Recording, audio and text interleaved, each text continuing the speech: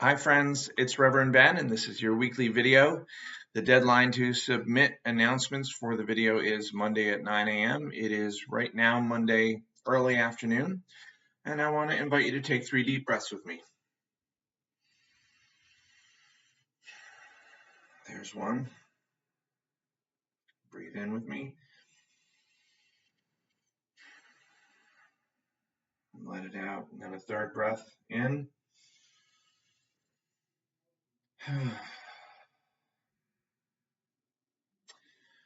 James found this absolutely beautiful chalice lighting from Worship Web. It's called Searching for Justice and Hope.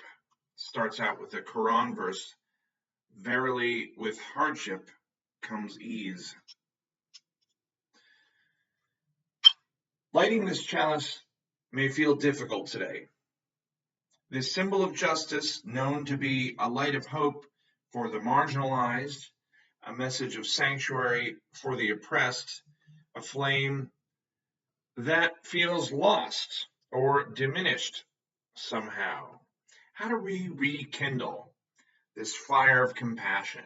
How do we rekindle this fire of mercy? A famous verse within the Quran tells us with hardship comes ease. With hardship comes ease. We welcome the ease, O God of justice. We welcome the ease, O Spirit of love. We welcome the ease and rekindle this flame from our tears, our quiet suffering, from our collective prayers for those who cry for freedom. We welcome the ease and rekindle this flame on behalf of those who feel abandoned and betrayed.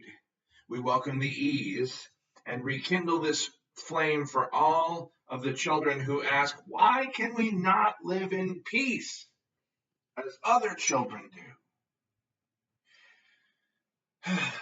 May lighting this chalice today, no matter how difficult it may feel, help us to rekindle compassion and mercy within the deep crevices of our hearts, so that we can once again bring justice and hope to a world struggling to find its humanity, struggling to find its soul. Thanks to my colleague, Reverend Summer Albayati, who wrote this November of 2023, still just as relevant today. Each week we try to appreciate an individual or a team who has done something for our community, and this week it is William Cowan. Thank you, William. William does a lot of work here. This week in particular, we're appreciating you, William, for the work you have done on our woodwork in the sanctuary, specifically on our pews. You've seen many of the pews, if you've been around the sanctuary, tipped over with glue on them. That's William working on them, polishing them, making them shine, making them whole, helping them do their work to hold us literally and figuratively. As William, you do your work to help hold together this community. We are very grateful for you, William. This week we got less going on. The last few weeks have been cold night shelters, several nights a week.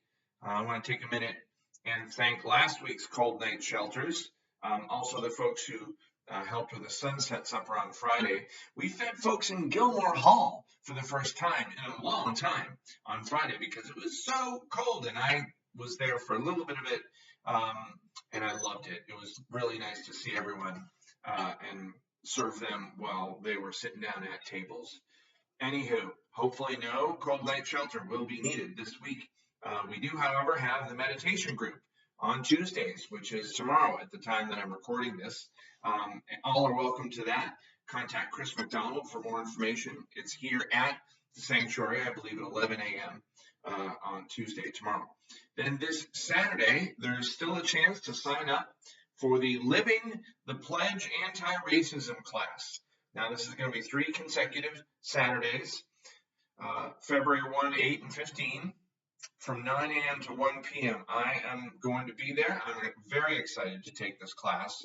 Our board chair, Trish, is going to be there, and I'm very excited for it. Very grateful to the racial justice team for teaching this class yet again.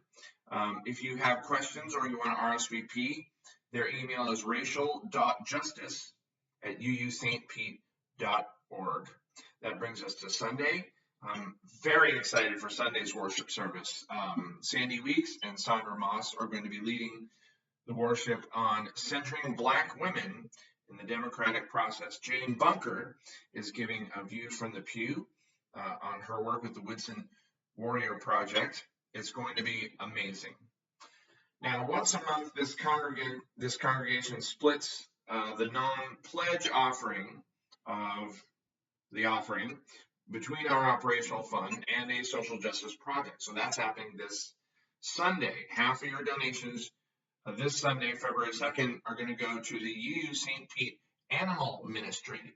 Our mission as the animal ministry is to promote justice and compassion for all animals, including companion animals, wildlife, farm animals, and human animals, as we care for each other and with the earth. We envision a world where all beings can flourish with dignity, love, and compassion.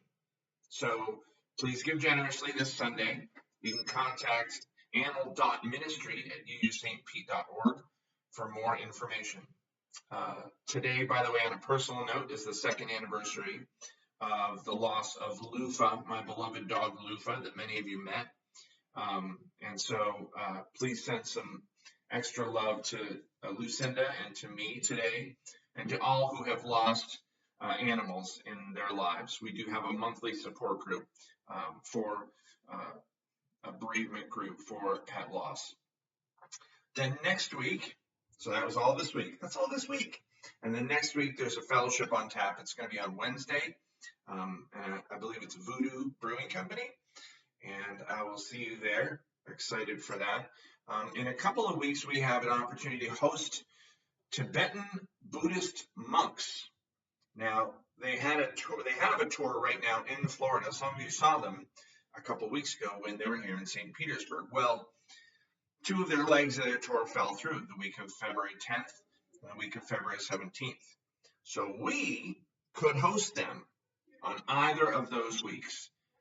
But we need some folks to step up to volunteer to host these monks in their homes and feed them. There's also a fundraising goal for them, and that's usually gained by donations from folks who are coming to observe them making their sand mandala. And we're thinking they would make that actually in our sanctuary, right between the pulpits. It's 5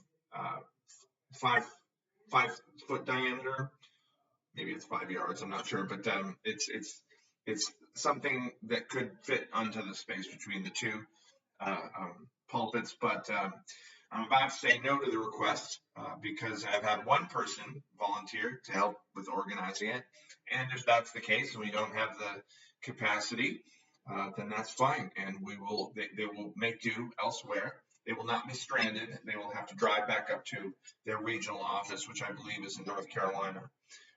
But if a couple of you want to make this happen, please let me know soon, and I can let them know that, yes, we will host these Tibetan monks. I'll be working from home this Thursday, and the office will be closed. I will be in this Friday morning, but I'll be out Monday, and the office will be closed on Monday as well. Now, when we extinguish any chalice like this one, that is when we have the opportunity to ignite it inside ourselves. And I believe that flame to be unquenchable. Let's keep it alive and alight until we see one another again. Blessings, friends. I'll see you soon.